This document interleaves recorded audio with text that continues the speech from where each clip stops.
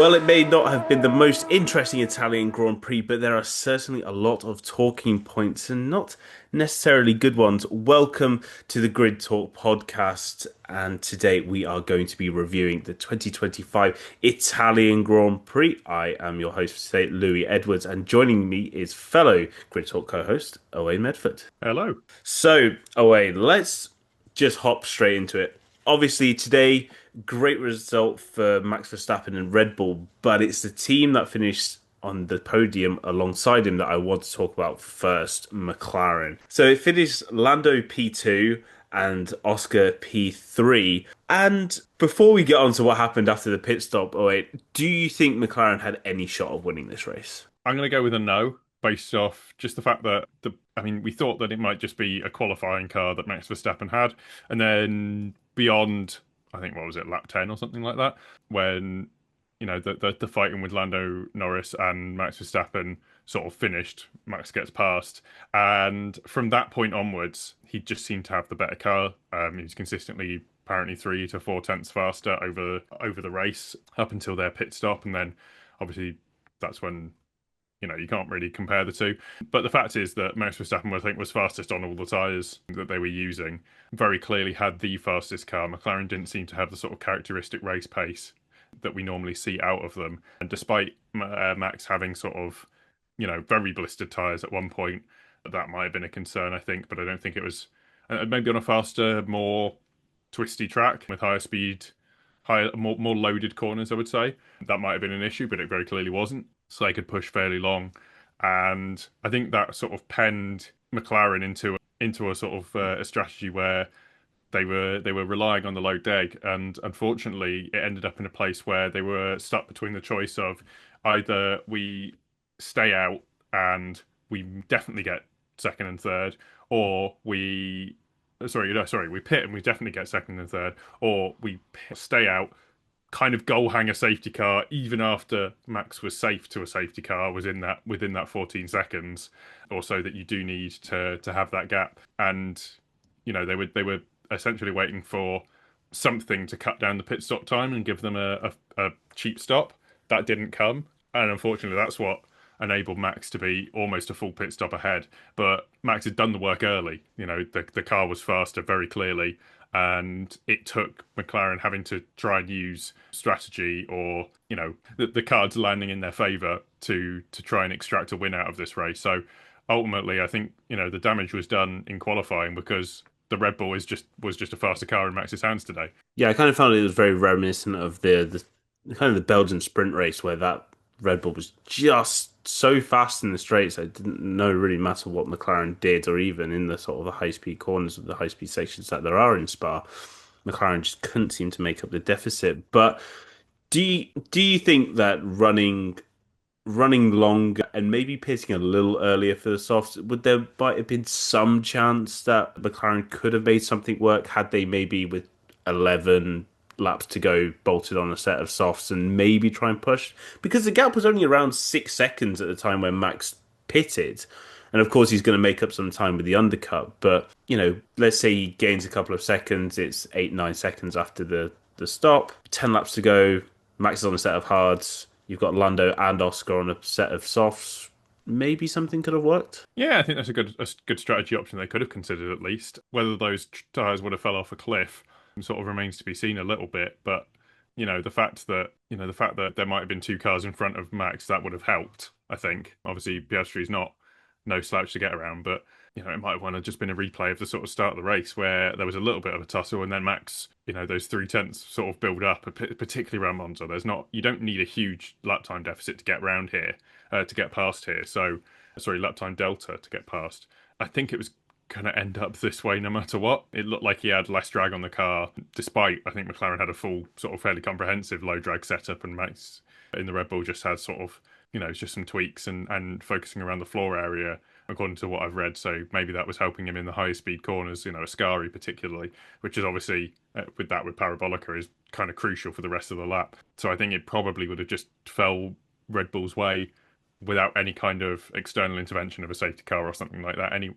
Just without, no matter what they did. But I think they with the strategy that they end up having to run, I think that was the only way they could run it. They had to try and push long enough that there might have been a late safety car or something that would help them out and give them a bit more of an equal footing of some kind of tyre delta that they could have made use of to the end of the race. So we've spoken about McLaren before the pit stop, what they could have done to maybe win the race. However, it all went a little bit wrong. So McLaren were talking about doing this stop onto the softs for the remaining laps. It was clear that they gave Lando the choice whether he wanted to pit first. He told the team to let Oscar pit first. Oscar pits onto a set of soft tyres. Lando then pits a lap later, has a slow stop, and Oscar comes out ahead. And it all got a bit touchy after that, and it's still a bit touchy now. Yeah, it's a bit controversial, I think. My opinion on it is, given that McLaren are they seem to be trying to go with, you each get equal resources and footing and, and where they're trying to at least make things, have equity between the two drivers. So because of that, I think that they were of the opinion clearly at McLaren that okay, our pit stop for Lando was for some reason 4 seconds slower. Well, not for some reason, it was slow on the gun and it wasn't tightened up properly. That's very clearly the fault of the team member. But they both have the same access to the same team members, and because of that, that's why Lando ended up behind. I know it looks really, really soft for the people arguing that, you're really going to do that over a pit stop, but that's an operational error from McLaren, not a strategic error from McLaren for Norris. If it was a strategic error that had happened, then I think, sure, you have to just be like, well, that's what happens sometimes. You can't switch drivers around because, one happens to pit the right side of a safety car. That's unfair to the driver who was saying a bit later, and sometimes that is how the cookie crumbles. Like for me, it's a bit like, I mean, I would say pit stops they're not deterministic. They're not going to have the same result every time. Obviously they train really, really stringently and to try and do super well, but it seems that, just a little bit of brain fade caused Lando's slow stop. As a result of that, the team's made the error. It's not a strategic thing, it's just an operational thing. There's nothing to be gained by having them the opposite way round. It's not like you would be impeding Oscar massively. Like there was a huge gap to Verstappen that wasn't going to be overcome in the next 5 laps. At that point, I think it probably makes sense to maintain this sort of equal footing between the team for the drivers to just switch them back. It's a bit soft, but I think it's the right thing to do. And it will be a positive going in the next few races to have that, maintain the equal resources, try to allay any sort of favoritism. Yeah, of course, like the one thing that the team themselves brought up onto on the radio, not just like fans online brought up, was Hungary last year, where Lando got the better pit stop by undercutting, held on to the lead, and then eventually gave the race to Oscar, who was leading for the majority of the race before the pit stop. And this was told to Oscar, hey, remember what Lando did for you in Hungary? You need to give the position back. I mean, it's different. It's I don't think it was 100% the same thing. But I mean, you've already said that you think it was the right decision to do to keep the drivers kind of on this equal footing. But do you think that having to bring up Hungary and say to Oscar, "Look, this is what Lando did for you. You need to do this," is that what you think was needed to let Oscar by? Would Oscar have just let him by if without having to say that? I mean, he's got a big lead in the championship now after what happened last time out. Would other drivers do that? Would Max do that if he was in a total battle? I mean, they wouldn't. I mean, well, Max's position on this is very clear. He wouldn't have done. And I think it's always going to be it's always a bit fractious when it comes to pit stops and, who gets the better run of it. For example, I'm thinking of I think it was Mercedes with Rosberg and Hamilton. I can't remember exactly where. I think it was Hungary, where, sort of Lewis had kind of earned his way to that position, but didn't let Nico through. Bearing in mind, Nico had another pit stop to go. I don't necessarily agree with a lot of a lot of the opinions of a lot of the drivers on that one, which was that, Lewis has earned his way to that point. and therefore shouldn't have to give up the position. As far as I'm concerned, like you're looking to get to the last after the last pit stop for both drivers. That's where you see if it's equal or not. I think, yeah, there is a huge argument for the fact that Hungary was completely different in that respect. Lando did get the better run of it, and to be fair, had to be really coaxed into even giving the position to Oscar. I don't think it's an applicable thing. I think it's a sort of a lot of it you've got to remember is this is in the heat of a race. There's a few laps to go. If Oscar wanted to, he could just stay out in front and have not made that easy. Obviously he's sort of got to evaluate the sort of rough with the smooth on that one of how that would be negatively impacting the team. But it seems that they're trying to maintain the culture at McLaren over everything else. I think partially it's come so early in the season is maybe a reason that that's even worked at all. But and if it was later, I don't think you would see this. But we're getting towards the business end, and I think that's going to change. And Oscar might make the different decision. Naturally, I think it's a controversial one. So I think it's the right thing to have swapped the drivers. I don't think Hungary was an applicable situation to bring up.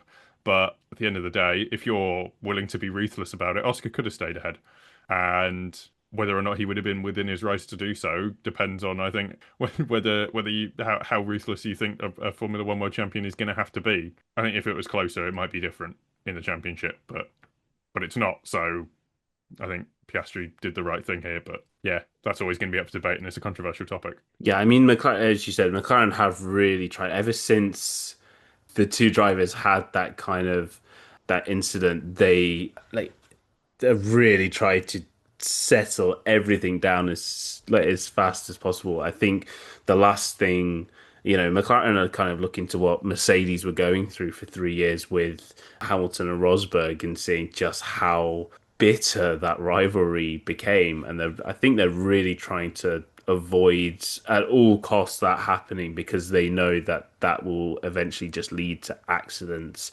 It will, not only cost McLaren points in the Constructors' Championship, in the Drivers' Championship, but it costs them a lot of money if the drivers start hitting into each other and start breaking things.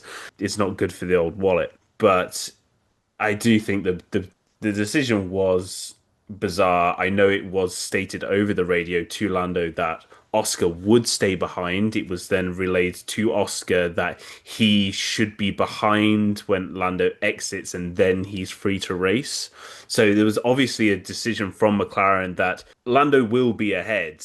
There was seemed to have been some kind of agreement, like internally at least, that Lando would be ahead. So that's the thing that kind of pushes it for me that it was the right decision to swap back. Clearly, McLaren had discussed with the drivers at length that this is what the situation was going to be. Because at the end of the day, Lando did opt to pit later, but still, there's a championship battle. Should McLaren be interfering with what the positions of their drivers would? Let us know what you think, because I imagine there are quite a lot of opinions about that. But we will leave McLaren there and let's actually focus on the guy who won this race away, Max Verstappen. Excellent qualifying, the fastest lap we've ever seen. Monza drove a flawless race. I mean, it got a bit scruffy at the beginning. He did have to give that position back to Lando. But after he got past, he was untouchable. And it was a very vintage Max Verstappen, I'm going to dominate, good luck trying to get past me kind of performance. Yeah, 100%. It was kind of imperious. It didn't matter, I don't think, what anyone else did. There would have need to be an outside intervention to stop Max Verstappen winning this race. He was so quick. He was able to manage his tyres, even though they did look pretty bad. Obviously pitted the earliest of the front runners, but I think the car was fast enough and he's clearly got enough control of it in the places where you need to. He didn't burn out his tyres or anything like that. And it's the kind of drive that you expect out of a four-time world champion. Like, that's a champion's drive for me there. The car is not necessarily the fastest, on its day, and it won't be the fastest over the season, but given that he managed to sort of shepherd it round today, as you say, after getting ahead of Lando, that was it. There was nothing they could do. He was, as I said, he was consistently ahead. He just kept plugging in the laps, kept pounding round, didn't get in any trouble, and that was it. I mean, it was just, we didn't see him because it was not the most interesting thing to see him, keep extending the lead, keep doing a great job. But because of that, he's won the race and he's won it comfortably. It didn't even matter. There wasn't any sort of scuffle between them. Well, I think there wasn't more of a scuffle between the McLarens because Max Verstappen was so far ahead. It didn't it like it did not matter one bit what they did. He was faster. He had clearly had the fastest car on the day, and because of that, like I think that's kind of the reason that he's won the race so imperiously. Like that he did the job in qualifying and very clearly had the job done in the race. Yeah, it's an outstanding performance. Yeah, as I mentioned earlier, that Red Bull was an absolute rocket both in qualifying and in the race. And when Red Bull have it together, Max is usually completely unstoppable. This is Laurent Mackey's first official race win as the team principal of Red Bull. Of course, they did get the Belgian sprint race, but it's a great achievement, and it shows that even though Red Bull can have their little like down days, Max will always eventually come back. Quick word for the home team, I guess, Ferrari today. Charles Leclerc was involved in a bit of a battle with Oscar Piastri during the opening laps. Really, really fought to hold on to that P3, but eventually it went. They then decided to box him quite early onto the hard tyres, but it didn't seem to really matter in the end. Charles Leclerc coming home P4, Lewis Hamilton P6. I mean, the Italian media will probably complain either way because they didn't win, but was it such a bad race from Ferrari? I think they were probably not as fast as they looked in practice. We saw them in practice; they looked like a rocket, and they were the fastest in a straight line. But that didn't seem to do too much to their ability to get within the drivers in front, really, or even get near the McLarens. They didn't seem to have that pace. Very quickly they were pulled away from at the start. Lewis Hamilton, for what it's worth, did I think an astounding job to very clearly had the better race pace than a number of the drivers in front of him. But apart from that, it didn't really translate into the better result of anything above sixth. So it's a good start for starting P10, and maybe he could have done better had he started in the position he qualified. I think that might have changed things if he had started fifth, but he obviously unfortunately didn't, and I think he might have ended up in the same sort of pickle as Leclerc because of that. But yeah, no, it's a bit more promising, but Monza's one race, and it's kind of the only race that matters if you're Ferrari. And they didn't do anything wrong. They didn't do anything terribly badly. I just don't think they had the pace today. It did seem to kind of fizzle out pretty quickly after Piastri eventually got past. Next, George Russell was P5 in the Mercedes, but I want to talk about his teammate Kimi Antonelli. This is his first home Grand Prix as a Formula One driver. Did cross the line in eighth place, but received a 5 second time penalty towards the end of the race for erratic driving.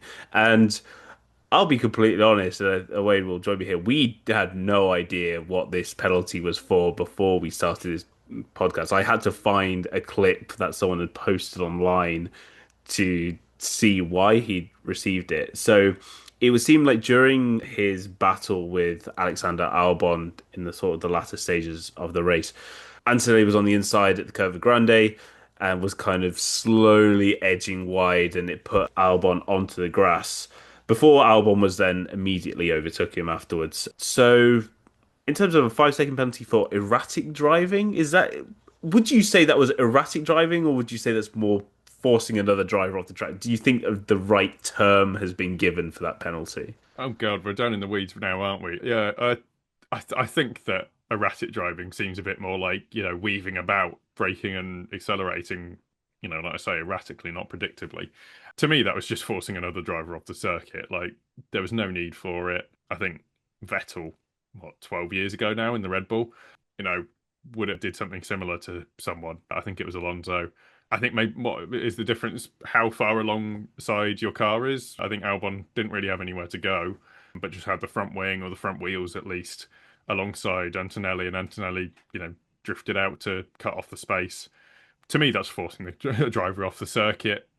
Obviously, it didn't matter in terms of what position he managed to get at the end of the race, but you've got to penalise the action, not the outcome. I think it's worth the 5 seconds.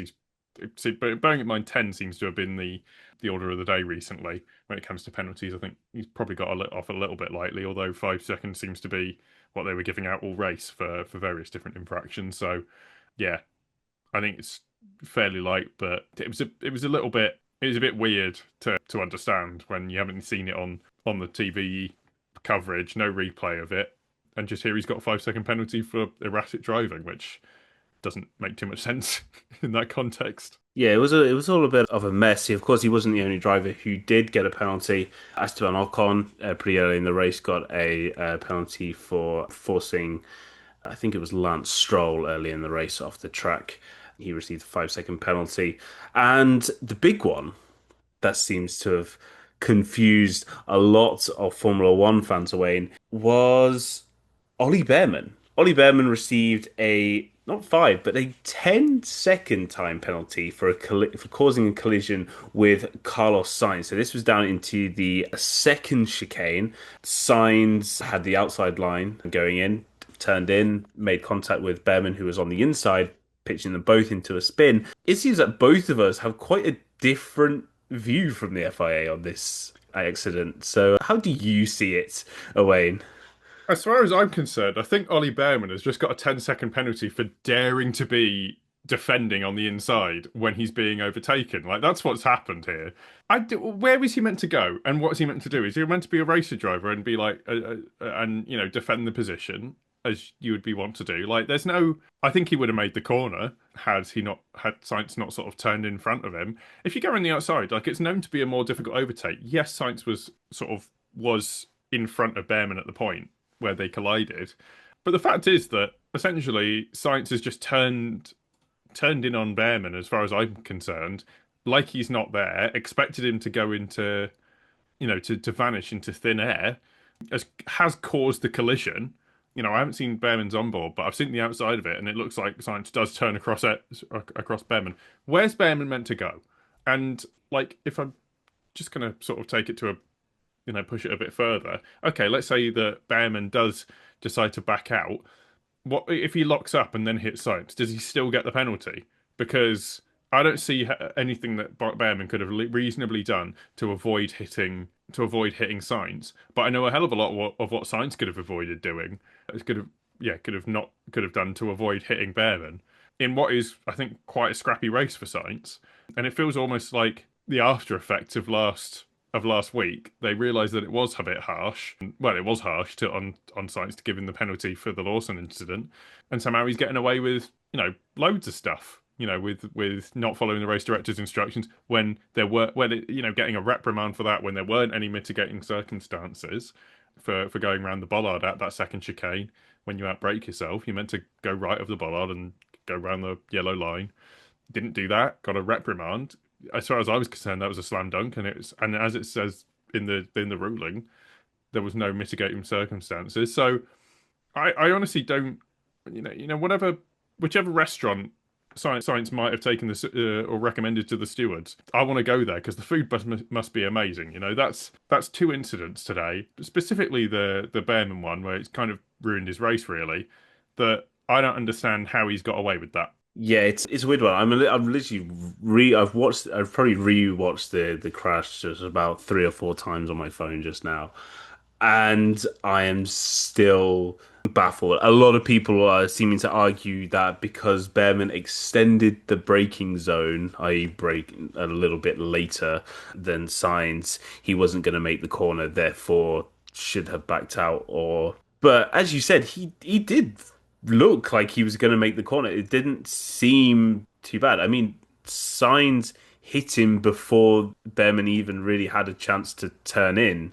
And it was quite clear that Sainz was going for the apex. He wasn't exactly leaving a car's width on the inside. It's strange, yeah. I think it's a very strange thing. But it was a 10-second penalty for him for causing that collisions. But if you thought it was a 5 second penalty, make sure to leave a 5-star review on this podcast on Spotify. And if you're listening on Apple Music too, it'll always be appreciated if you can leave a review. And yeah, big thanks.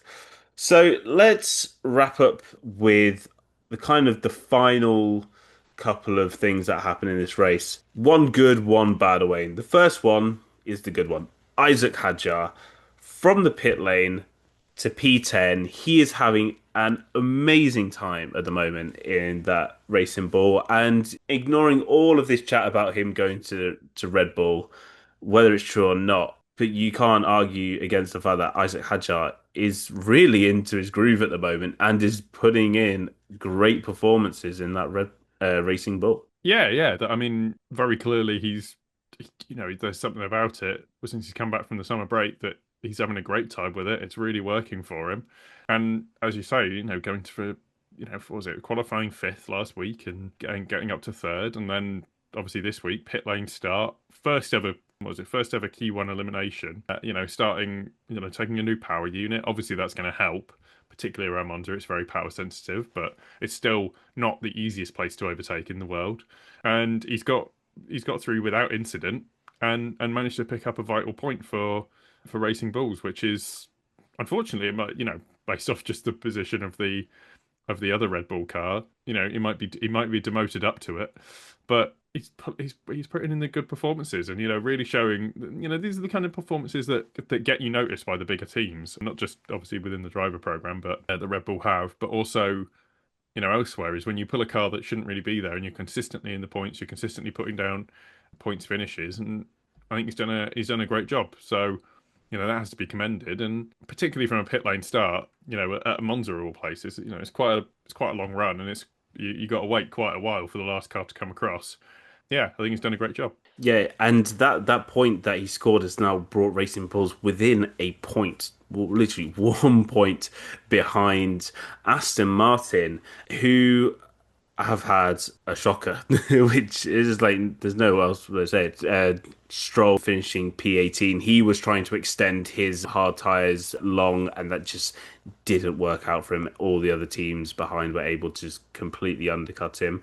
And then Fernando Alonso, who was running incredibly well, had a good qualifying on Saturday, and then was having a good race. Just got an undercut on Bortoleto. Bortoleto, by the way, finished P8. He had another great race. I think it's something that's gone a little bit under the radar. More points for him. But his suspension gave up as he was coming out of Ascari, and it has cost Aston Martin vital points yet again. And it is just another kick in the teeth for Fernando Alonso's season. Yeah, yeah. So obviously, I mean, we didn't see a lot of drivers on the exit of Ascari down the back straight. We didn't see a lot of them running up on that curb, and you know what? I can start to see why.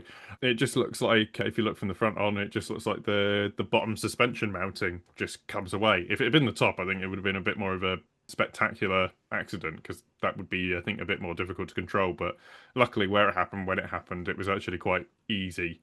I wouldn't say easy, just not so far for Fernando Alonso to come to retire the car. But yeah, he was having a great race. He was just in front of Bortoleto. You have to imagine that he would have either stayed in front or had a fight maybe with Albon or Antonelli at some point. Just based off the time gaps. Unfortunately, that has, as you say, wrecked his race and meant that he's lost out on, I think it would have been 4 points had he finished eighth, maybe three. Either way, it would have extended the gap to the Racing Bulls rather than have that eaten away. So yeah, that's a really poor result for Aston Martin. I think the biggest thing is that you can say it wasn't a mistake or anything like that. It's just bad luck. Yeah, it's really not not been too great for him. If we just sort of round out that sort of bottom half of the results today, so Carlos Sainz after the incident did finish in P11, Bearman just behind in P12. Yuki Tsunoda was running in the sort of the lower end of that points, but eventually started to just kind of get eaten up by the kind of midfield pack and finished P13. Liam Lawson was trying to go for some kind of attempt on Yuki sort of late on in the race. That was poorly judged, and he's finished 14th. Ocon with his penalty ended up P15.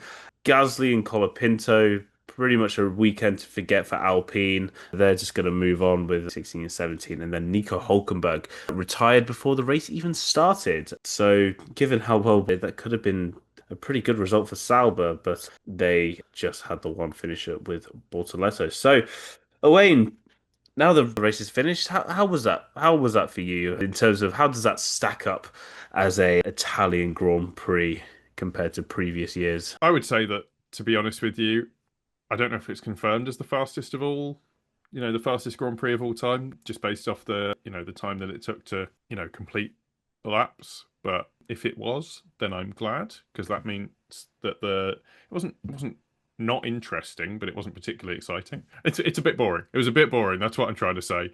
And luckily, it only took place over a short period of time, which is good. I'd happily be bored for the least amount of time possible. And to be honest with you, going into Baku next week, I think that would be, I'd much rather that be exciting than Monza be boring. I mean, we've learned a little bit about a great many things, but mostly how McLaren are handling stuff. And I think it's just adding a little bit to the season. I think some people are going to, say that, oh, it's just Norris favoritism at McLaren, but I don't think that's the case. And I think it just sort of adds to the story of the season. But otherwise, not particularly interesting. Yeah, it kind of did need that kind of little bit of a spice up at the end because I was just ready to sit down and watch Max just cruise to the end. But speaking of Max, driver of the day, it may or may not have been published on social media by now, but Grid Talk driver of the day, I do believe, was Max Verstappen. Yes, I think everybody voted for Max Verstappen who did.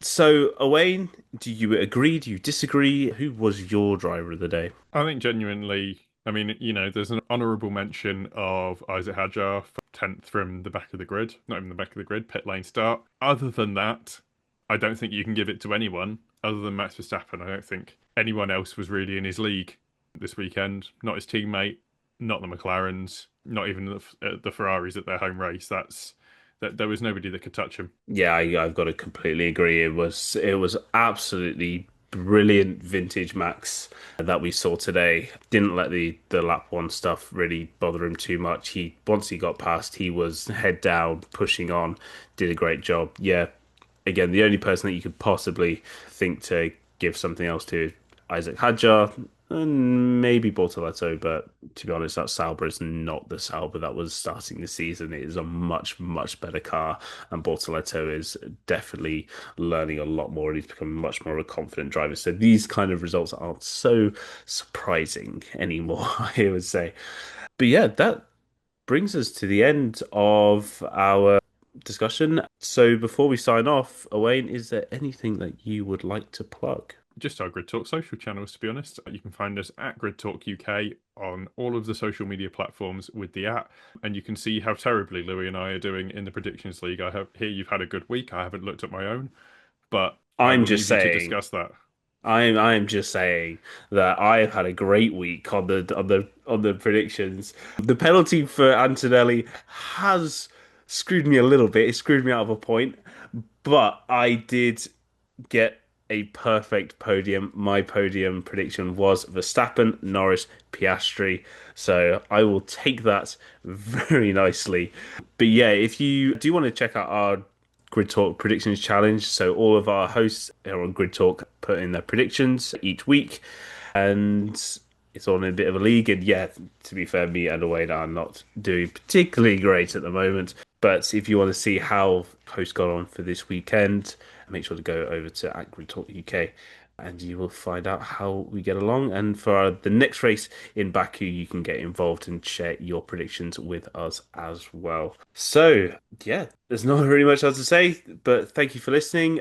Grid Talk is available on YouTube as well as Amazon Fire, Spotify, Apple Music, Verbal, and Pocket Cast. Just search for Formula One Grid Talk for our back catalogue of the show, previews and reactions to race results. A big, big thank you to Jared Bradley and Holly Eagle for supporting us on Patreon. If you want to support the show further, you can sign up for our Patreon for exclusive content here on YouTube. Make sure you subscribe so you're the first to know when each new weekly episode is released. And we will be back with our next preview for the Azerbaijan Grand Prix very soon. So thank you very much for listening to the Grid Talk podcast. Goodbye.